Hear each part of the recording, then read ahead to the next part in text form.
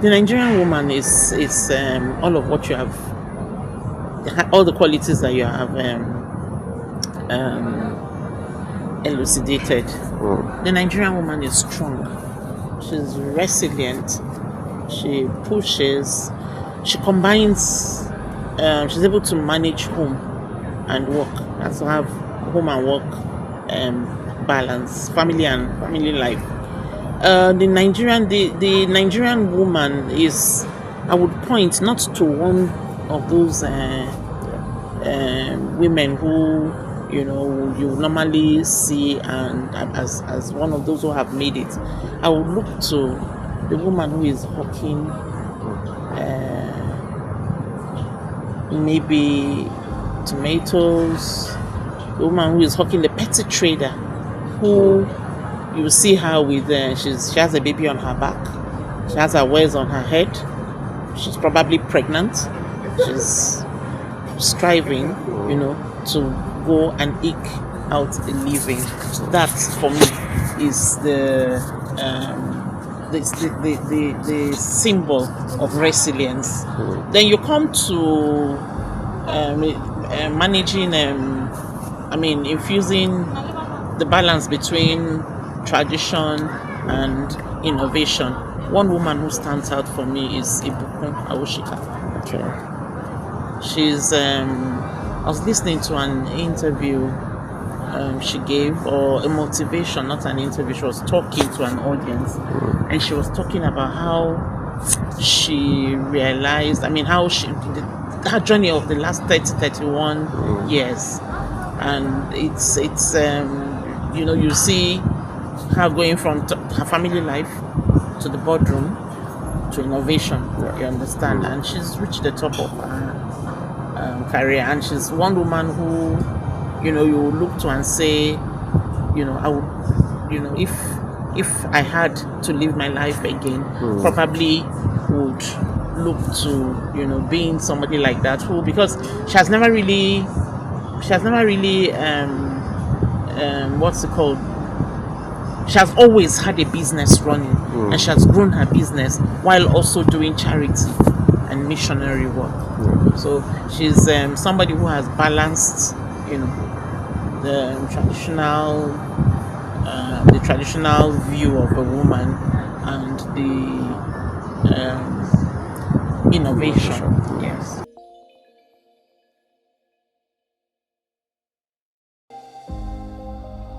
Okay, so I would say, like, who was it that described himself as an accidental public servant? That's what I actually am.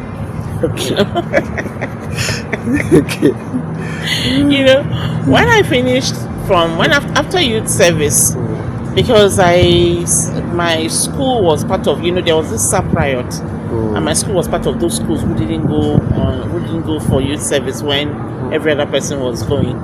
And so we finished ours in November while every other person finished, like in August and so. And so the jobs had all been taken, bank jobs that people wanted to do. And then I had a bank job waiting for me in February. And then I sat down and I'm like, I can't sit at home. I'm not somebody who likes to sit idle between December and February. And so I went to, a friend of mine told me an advertising firm was hiring client service. They were looking for a client service executive, and I went for the interview. And my first boss, she looked at me and said, "I don't want somebody who just left school, but something in me tells me. The way you carry yourself, the way your expression." She didn't want to employ somebody who had just come fresh out of school. But then, she said, but something in the way you carry yourself, the way you carried yourself, comported yourself during the interview, the way you answered questions and all of that, I'm going to give you a chance, And that was how I entered into public relations. And when the National Gallery this was in 1988, sorry. 1988 was when I did my youth service to 89. I finished in 88. So 1989 December, I started working with her, Mahogany Limited. It was an advertising, public relations and advertising firm. And then by the time National Gallery was set up in 1993, I was invited to come and set up the public relations unit, and the rest is history. And by the time I started, my bank job, right, which I was supposed to start in February of 1990, by the time I started working in public relations, it was too exciting. And people thought I was crazy to turn down the bank job. And that's how I ended up in public relations, and then the rest is history, as I say.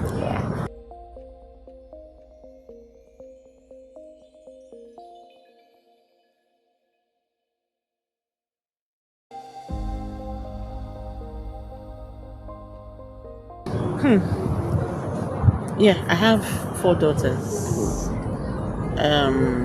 3 of them are graduates now. 2 of them are engineers. One is a mechanical engineer. My first daughter is she's a tech woman. The second one is a mechanical engineer. The third one is a systems engineer, and the last one, who is still in school, is in the medical line. One thing I would say is that none should suffer for the other. None should suffer. You can actually balance, but if I had a moment to choose, if I was forced to choose which one to give more attention to, it would be my children. It would be my family, But I was blessed, and that's why, one of the reasons again why when another bank job came looking for me in about 4 or 5 years after I had, moved to National Gallery, I turned it down, because then in Lagos, I weighed it. It was a decision that I took. Staying in the civil service was intentional for me, because it gave me time to pour into my children. Because when the second offer came in 1997, I had 2 children then. 98, I had 2 children then. One was 3 years old, the other was a year plus.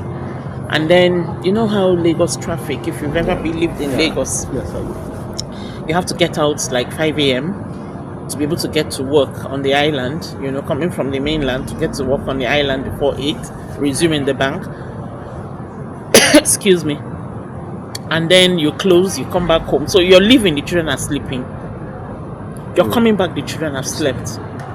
Over the weekend, you go to the market to make food for the week for the children. So you don't really have time for your children.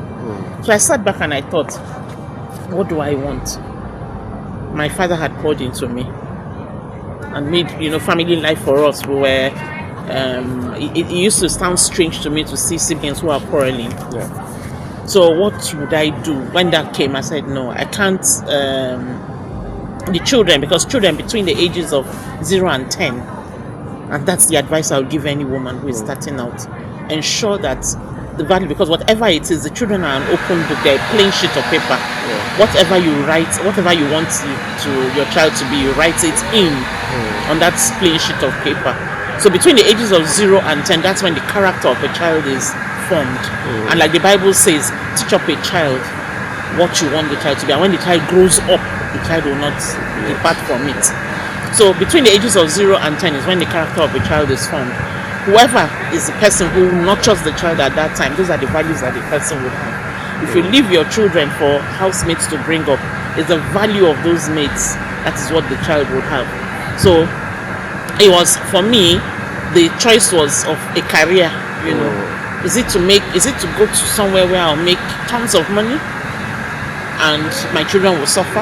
And I chose to decline and stay in the public service. Not that the public service you go there to lazy about, of course not, because there are days that I've stayed in the office till 10. When you're working on a project, you just find that you have things that you're doing. But the public service gives you the time to be able to you go to work normally, as at the time we started by 7:30, and then you close by 3:30, and then you have the rest of the day to stay with your children and bring them. Also, by the time you're getting back home, your children are coming back from school. You're able to walk them through their homework. You're able to listen to them and see how their days are. They're able to talk to you, and then make friends with your children, so that your children, you'll be the first person your children come to talk to, not to talk to somebody else, because they go outside to get advice. The advice may be very but then again, also put attention to your job. Don't let anyone suffer for the other. I've had people tell me, oh, my child, and I'm like, your child is a blessing, not a curse. Don't use your child as an excuse for indolence. And then you come, you don't, none of them should suffer for the other. And then, of course, if you show empathy, to those who have, this is now for those who have people working under them, because when you show empathy, when your people who are working under you, when they are emotionally balanced, they give you more.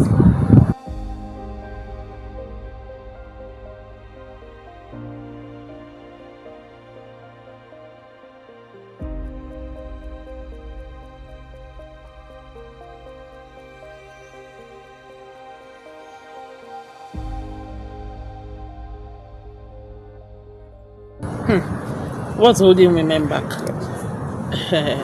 They need to grab the space. You don't wait to be given. Nobody will give you like this when you say reserve 30%. This, no. If you have something to offer, you understand. Because I do know that when a woman who sets her mind to do something will do it very, very well. But the women are not given the chance in spaces. That's why you hear people talking about breaking the glass ceiling.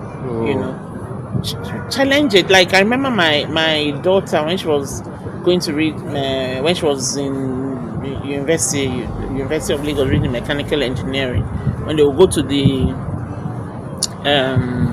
workshop, and they would tell her, oh, you're so fragile, why don't you think about going to do petroleum engineering and all of that, you understand? And she's like, and she said, no, this is what I want to do, this is where I want to be. And so don't let women not think that there's certain things that are reserved for men, certain positions that are reserved for men, and then I'm not saying that you should fight or anything, but once you have value, people will tend towards you. So you have to build yourself up, you have to feed yourself and strive to be better.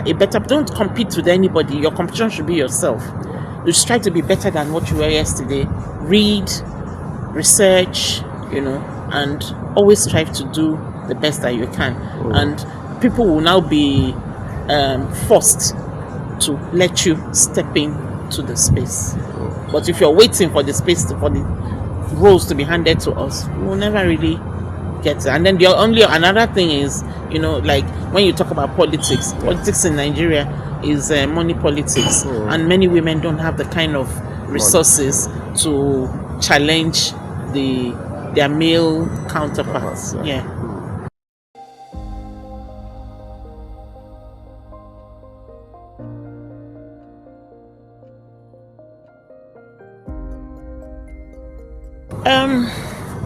What legacy?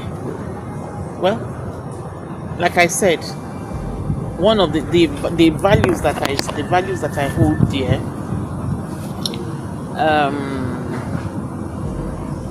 what legacy am I leaving behind? Legacy of, standing for what is right, even if you're standing alone. Always stand for what is right, even if you're standing alone. Ensure that you stand for, like I said, stand for what is right at all times. You in any space where you find yourself, try to be the best at what you can, at what you do, and your work will speak for you. A lot of the opportunities I've gotten, I didn't get them by lobbying, or I just did my work, and the commendations will come, people will refer, the referrals will come, and all of that. So be the best at what whatever it is that you're doing. Your competition should be yourself. Go be better than strive to be better than you were yesterday, and stand for what is right and just, even if you're standing alone. And then lastly, mentor people. Yes, mentor, so that as you move up, other people are stepping up to take the space that you've left. Yes.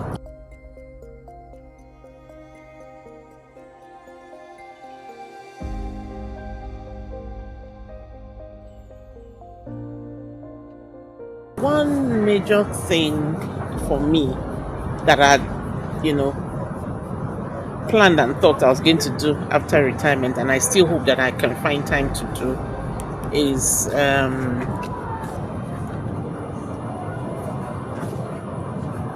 development work in the space of elderly care.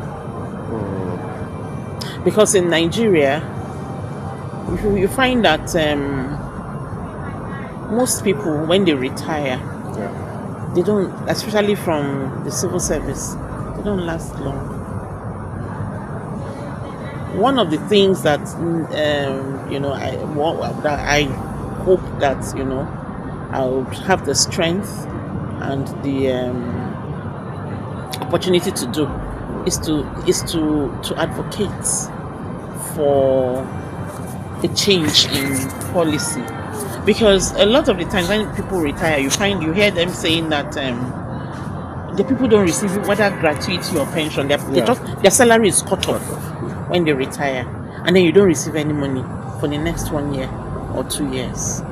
What do they expect people to live on? Secondly, those people at that time already have either diabetes or hypertension or arthritis or one other what's called ailment or the other, and they need money for their medication. How do they expect them to get the money?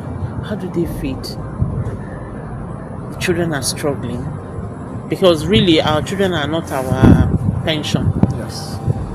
In other climes, you find that somebody who is 65 doesn't pay for transportation, doesn't pay for their medicals, But here you are, and then they have a certain amount of money that they get from social insurance every month, But here you find that when somebody retires, or people who get to that age, you find them struggling. Even the old people's homes, the ones that are even the few that are available, are not even the conditions are not so good for these people. And then retirement. I had hoped that yes, I was going to relax a little bit, but in the last well, it's just been 2 weeks, but then I still have I'm getting a lot of come do this for us, come do that for us. So retirement, I'm still trying to, but the one passion that I have is that development work in that space of elderly care. Because you find that in countries like Korea, China, they have a week when they call you. You have what you call the day of. They have a week when they go back to their parents and grandparents and spend that time, family. And you find that a lot of those places, old people get to live, longer than we do here. So those are the kind, when you draw those positive things, hopefully we get there one day, and government will see to it that at least you put vehicles on the road for old people. You have free medical care for them. You have like outings, like in Korea, I think it's on Thursdays. Every Thursday they go to the opera, and it's almost free to enter. So you see them having recreations that will keep them alive. So that is something I would want to actually work on, and I hope that I find the time.